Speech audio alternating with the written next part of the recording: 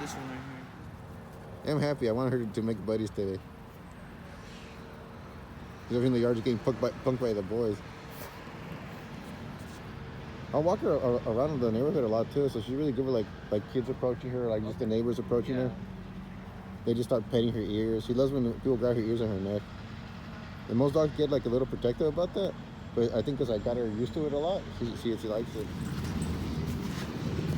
What's the hard day yet? Is it playing without the puppy? Have a good time? Get over there, get in the mix.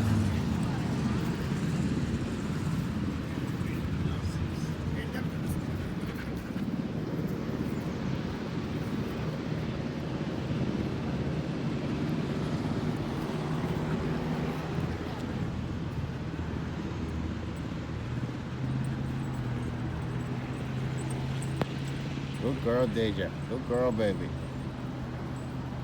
Good Dajá. Nice.